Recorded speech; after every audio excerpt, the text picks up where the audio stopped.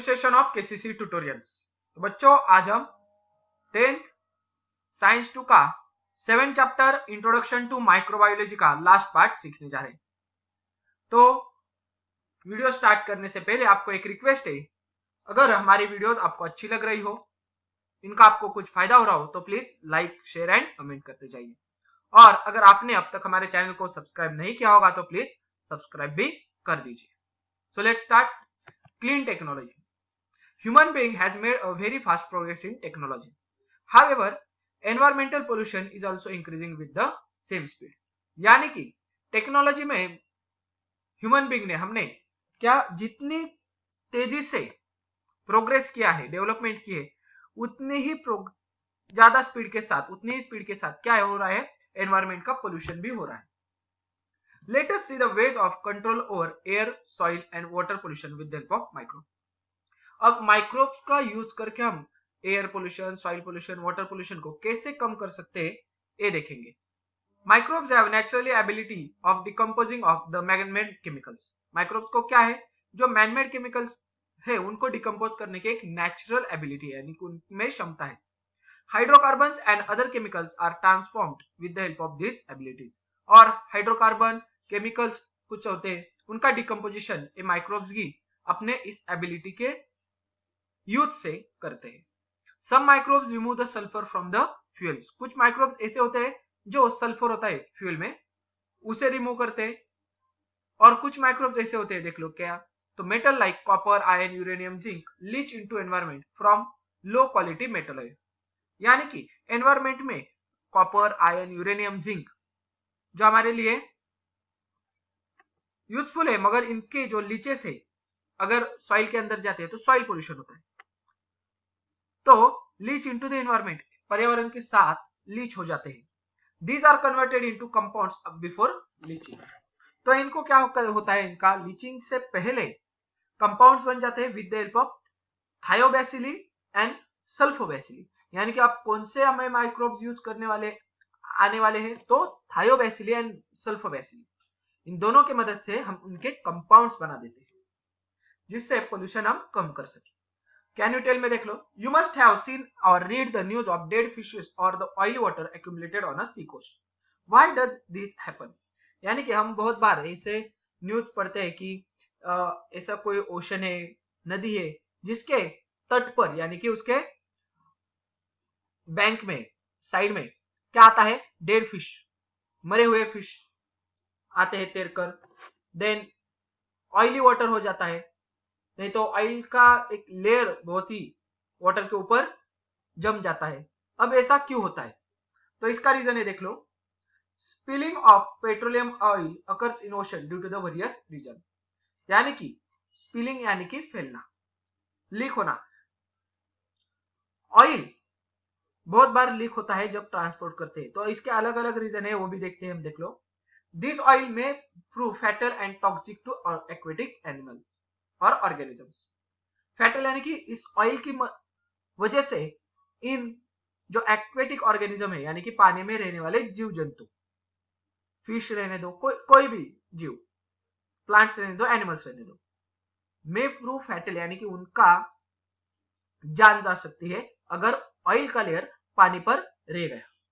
अब इसका रीजन क्या है, देख लो, स्पिलिंग होता है तो ऑयल हल्का होता है पानी से, तो oil floats on the water, और इसकी वजह से क्या होता है, जो वाटर एंड एयर का कांटेक्ट हो जाता है वो टूटता है। अब एयर एंड वाटर का कांटेक्ट टूटने के बाद एयर में जो ऑक्सीजन होता है वो वाटर में कुछ डिसॉल्व हो जाता है, डिसॉल्व ऑक्सीजन यूज करते हैं एक्वेटिक ऑर्गेनिजम्स। अब अगर ऑयल का लेयर रहेगा तो एक्वेटिक एनिमल्स को ऑक्सीजन मिलता ही नहीं रेस्पिरेशन के लिए, तो क्या होते हैं, मर जाते हैं। और इस ऑयल से जो समुद्री पक्षी होते हैं उनके भी पंख ऑयली हो जाते हैं, जिसकी वजह से उनको उड़ना नहीं आता, उड़ने में परेशानी होते है, वो पानी में गिरते हैं और उसमें डूबकर मर भी जाते हैं। और उसके बाद, मरने के बाद वो फ्लोट होते हैं वाटर पे और साइड में आ जाते हैं ऐसे। It is not easy to remove the oil layer from surface of water by mechanical method. यानी कि जो मशीन्स वगैरह यूज करने से इस वाटर को हम इजीली रिमूव नहीं कर सकते। However bacteria like Pseudomonas spp and Alcanovorex borcumensis have the ability to destroy the pyridines and other chemicals. यानी कि जो कुछ बैक्टीरिया है जैसे कि Pseudomonas spp and Alcanovorex borcumensis, इन्हें एक नेचुरल एबिलिटी है पायरिडियंस एंड अदर केमिकल्स को डिस्ट्रॉय करने की, यानी कि ऑयल का जो लेयर होता है उसे क्लियर करते हैं, उसे हटा देते हैं बाय एब्जॉर्प्शन। तो देख लो आगे क्या दिया है, hence this bacteria are used to clear the oil spill. तो जो ऑयल है पानी के ऊपर उसे हटाने के लिए हम इन बैक्टीरिया का मदद कर लेते हैं। जैसे कि हम क्या करेंगे, जहां पर ऑयल स्पिलिंग हुआ है इन बैक्टीरिया को हम इंटेंशनली वहां पर ऐड कर देंगे, जिसके कारण ये बैक्टीरिया इस सारे पायरिडियंस एंड अदर केमिकल्स को एब्जॉर्ब कर लेंगे, क्योंकि इनका वो अन्न होता है और ऑयल स्पिल क्लियर हो जाता है। दीज आर कॉल्ड एज, और इन्हें हम कहते हैं हाइड्रोकार्बोनोक्लास्टिक बैक्टीरिया, दैट इज HCP। आपको पूछा जा सकता है कि HCP क्या होता है, तो क्या होता है हाइड्रोकार्बोनोक्लास्टिक bacteria. HCP decompose the hydrocarbons and bring about the reaction of carbon with oxygen। ये क्या करते हैं, तो हाइड्रोकार्बन्स को डिकम्पोज करते हैं, यानी कि उसके डिवीजन करते हैं। उसके बाद जो हाइड्रोजन और कार्बन अलग होता है तो कार्बन ऑक्सीजन के साथ रिएक्शन होती है और carbon plus oxygen is equal to CO2 and water, यानी कि कार्बन डाइऑक्साइड तैयार होगा और वाटर तो है, ऑयल स्पिल है वाटर के ऊपर, तो प्रोडक्ट्स क्या बन जाते हैं, CO2 and water. Plastic bottles are formed from the chemical substance PET, that is polyethylene terephthalate polyester। PET आपको इसका फुल फॉर्म पूछा जा सकता है, पॉलीइथिलीन टेरिफ्थैलेट पॉलिस्टर। इसे आपको मैं टुकड़ों में बता रहा हूं कि कैसे उसको पढ़ना भी है। तो प्लास्टिक बोतल में तैयार करने के लिए PET यूज होता है। Nowadays most the urban garbage consist of plastic, यानी कि जो शहरों में कचरा है वो किससे बना हुआ है, प्लास्टिक से, प्लास्टिक बैग्स, बॉटल्स वगैरह सभी। It has been observe that species like, अब कौन कौन से स्पीशीज है, तो Vibrio, Ideonella, sakaiensis can decompose the PET। अब इन विब्रियो और इडियोनेला सेकेनिसिस, इनको एक नेचुरल एबिलिटी है PET को डिकम्पोज करने की। Similarly species of fungi like, अब फंगी कौन से यूज करेंगे, तो actinomycetes, Streptomyces, Nocardia and Actinoplanes have ability of decomposing rubber from the garbage. Rubber होता है, जैसे कि टायर ले लो, टायर क्या है, रबर है, तो इसको इस टायर के कुछ जो कचरा है उसको डिकम्पोज करने के लिए हम इस फंगिस का उपयोग करेंगे। अगले पेज पर देख लो, sulphuric acid is present in acid rain and materials coming out of mines. जो माइंस यानी कि खदान होती है, खान होती है, तो उनमें से बाहर आने वाले मटेरियल्स में सल्फ्यूरिक एसिड होता है और एसिड रेन में भी सल्फ्यूरिक एसिड होता है। You know that erosion of metal present in the statue, bridges, buildings occurs due to it। और अगर सल्फ्यूरिक एसिड एसिड रेन से नहीं तो इस मटेरियल से अगर मेटल के कांटेक्ट में आ गया, और कौन सा मेटल, जो हम ब्रिजेस, बिल्डिंग और स्टैच्यूज बनाने के लिए यूज करते हैं, तो इनका इरोजन हो जाता है, यानी कि इरोजन के बाद क्या होता है, वीक होना चालू होते हैं। स्टैच्यू वीक होगा, टूट जाएगा, ब्रिजेस होते हैं उनका करोजन हो जाता है, बिल्डिंग्स वीक हो जाती है, तो यह सल्फ्यूरिक एसिड हमारे लिए हार्मफुल है। तो हम क्या करते हैं, sulphuric acid is source of energy for some species of bacteria like acidophilum SPP and acidobacillus ferrooxidans. अब ये दोनों बैक्टीरिया है, इनके लिए यही sulphuric acid as energy source है, यानी कि फूड मटेरियल है। सल्फ्यूरिक एसिड से इनको एनर्जी मिलती है और हमें तो सल्फ्यूरिक एसिड नहीं चाहिए, तो अगर ये सल्फ्यूरिक एसिड हम इन बैक्टीरिया को देंगे तो ये क्या करेंगे, सल्फ्यूरिक एसिड यूज करेंगे। तो जहां पर सल्फ्यूरिक एसिड है वहां पर हम इंटेंशनली इस बैक्टीरिया को वहां पर डाल देते हैं। Hence the bacteria can control the pollution, soil pollution occurring due to the acid rain। और एसिड रेन की वजह से जो सॉइल का पोल्यूशन होता है, यानी कि उसकी एसिडिटी बढ़ जाती है, वो लैंड फर्टाइल नहीं रहती, तो उसे रोका जा सकता है by use of this acidophilum SPP and acidobacillus ferrooxidans. Then next paragraph में देख लो, ये जियोबैक्टर का डायग्राम है और आपको ध्यान में रखना है जियोबैक्टर कैसे होते हैं, और इनका भी बहुत ही इंपॉर्टेंट रोल है पोल्यूशन कम करने में। Water soluble salts of uranium are present in the waste products during the electroplating and effluent release in environment from the atomic energy plant. अब salts of soluble salt यानी कि water soluble salts यानी कि जो water में soluble है, मिल जाते हैं, ऐसे salts यूरेनियम के बन जाते हैं। किन प्रोसेस के दरमियान? तो पहली है प्रोसेस इलेक्ट्रोप्लेटिंग और सेकेंड है एटॉमिक एनर्जी प्लांट, जो कि हमने 5th चैप्टर में देखा था, पावर प्लांट अलग अलग। तो उसमें यूरेनियम के रॉड्स यूज किए जाते, उन प्लांट्स से भी सॉल्ट्स ऑफ यूरेनियम तैयार होते। अब हमारे पास तो पहले से ही एक प्रॉब्लम है कि डिस्पोजल ऑफ एटॉमिक वेस्ट। अब कैसा करना है एटॉमिक वेस्ट का डिस्पोजल? इसमें मददगार होते हैं Geobacter bacteria. Geobacter convert this salts of uranium into insoluble salts and thereby prevent those salts from mixing with groundwater sources.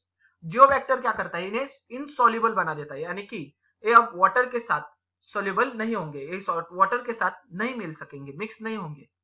इससे क्या होगा? तो ये ग्राउंड वाटर सोर्सेस के साथ भी नहीं मिलेगा। अब वाटर के साथ सोल्यूबल है ही नहीं, वाटर के साथ मिक्स होगा नहीं, तो इससे हम पोल्यूशन कम कर सकते हैं। वो इनसॉल्युबल सॉल्ट्स वैसे ही रहते हैं, मगर ह्यूमन बीइंग पर कोई भी बैड इफेक्ट उनका नहीं होता। Then microbes and farming. Farming में अब इनका क्या है role? Microbial inoculants. Microbial inoculants देख लो। Some microbes containing inoculants are produced by the process of fermentation, यानी कि कुछ माइक्रोब्स इनोक्यूलेंट्स यानी कि देख लो एक ऐसा सीरम जो कि वायरस नहीं तो डिसीज को हमारी इम्यून सिस्टम बढ़ाता है, डिसीज होने से हमें बचाता है। ये फर्मेंटेशन के दौरान माइक्रोब्स इसे प्रोड्यूस करते हैं इनोक्यूलेंट्स को, यानी कि हमारा जो सीरम है जो डिसीज से हमें बचाएगा। These inoculants are spread on seeds before sowing and some of the inoculants are released into plants. यानी कि एक तो हम जब उसको सो करते हैं यानी कि बीज बोते हैं, नहीं तो जब प्लांट्स आए हुए हैं तो ये सारी इम्यून सिस्टम के जो सीरम है इनोकुलेंट्स जिसे बोलते हैं वो हम उन पर स्प्रे करते हैं। Microbes in the inoculant help in the plant growth by supplying nutrients. और ये माइक्रोब्स होते जो इस इम्यून सिस्टम में वो क्या करते हैं? प्लांट के ग्रोथ के लिए न्यूट्रिएंट्स सप्लाई करते हैं, जिसकी वजह से प्लांट्स की अच्छी तरीके से ग्रोथ होती है।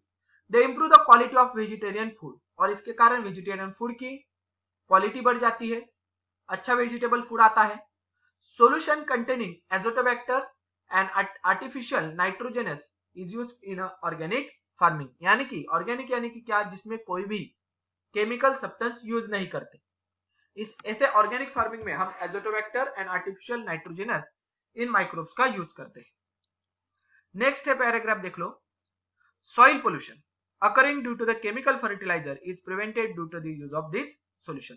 अब देख लो सॉइल पोल्यूशन होता है जब हम केमिकल फर्टिलाइजर यूज करते हैं, तो वो कुछ केमिकल फर्टिलाइजर जमीन के साथ वहां पर ही रहता है, नहीं तो हमने ज्यादा स्प्रे किया तो वहां पर उसका एक लेयर बन जाता है, जिसके कारण सॉइल की पोल्यूशन होते हैं।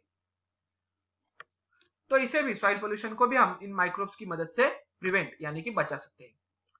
Fluoroacetamide like chemicals are mixed with the soil due to the use of chemical pesticide in agriculture. अब chemical pesticides में fluoroacetamide जैसे chemicals हम mix करते हैं। This prove to be harmful to the other animal, plants and animal as well as cause skin disease to human. अब fluoroacetamide की वजह से क्या होता है? तो ये fluoroacetamide कुछ, अब मैंने अगर पोटैटो का प्लांट लिया है और उसमें मैं मार रहा हूं तो वो पोटैटो के लिए अच्छा रहेगा, मगर जो इंटरक्रॉपिंग होता है यानी कि पोटैटो के बाजू में थोड़े से अलग प्लांट्स लेता हूं मैं, तो उनके लिए हार्मफुल हो सकता है, वो मर जाते हैं। नहीं तो एनिमल्स के लिए भी हार्मफुल है। And skin disease to human, और ह्यूमन बीइंग को स्किन डिसीज होता है फ्लोरोएसिटामाइड की वजह से। This pesticide in the soil can destroy with the help of microbes, और यही पेस्टिसाइड्स हम माइक्रोब्स की वजह से हमें इन्हें डिस्ट्रॉय कर सकते हैं। नेक्स्ट टॉपिक है हमारा बायो इंसेक्टिसाइड यानी कि बायोलॉजिकल इंसेक्टिसाइड्स.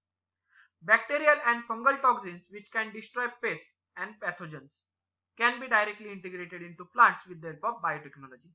यानी कि बायोटेक्नोलॉजी का यूज करके जिसमें हम bacteria and fungus toxins use करेंगे. यानी कि बैक्टीरिया का टॉक्सिन नहीं तो फंगी का टॉक्सिन.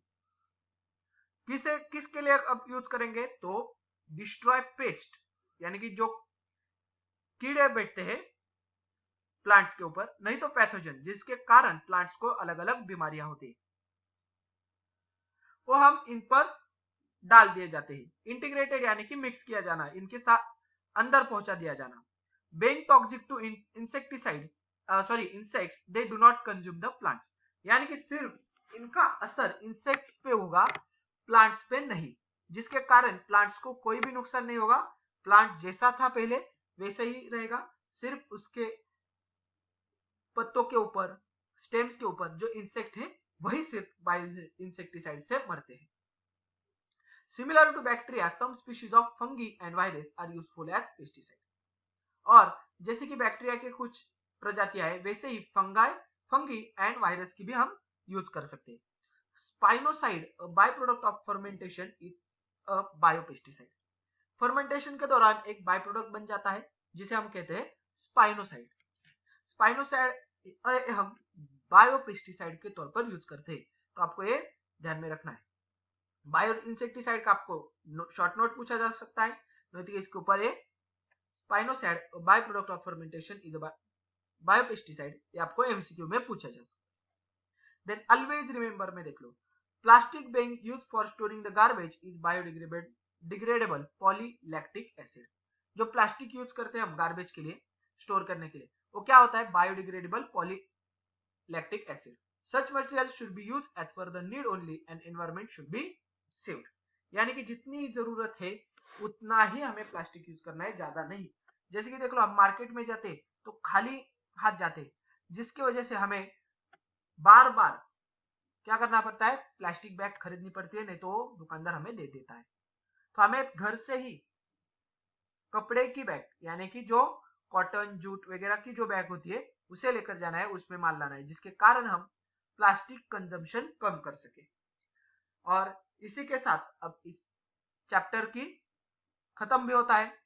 तो अगर ये वीडियो आपको अच्छी लगी होगी तो please like share and comment on this video. अगर आपने अब तक हमारे चैनल को सब्सक्राइब नहीं किया होगा तो please subscribe our channel. KCC online tuition का अगर आप हिस्सा बनना चाहते हो, हमारी ट्यूशन ज्वाइन करना चाहते हो, तो डिस्प्ले में दिए गए नंबर पे कॉल करके अधिक जानकारी ले सकते हो. Thank you for watching. Good bye.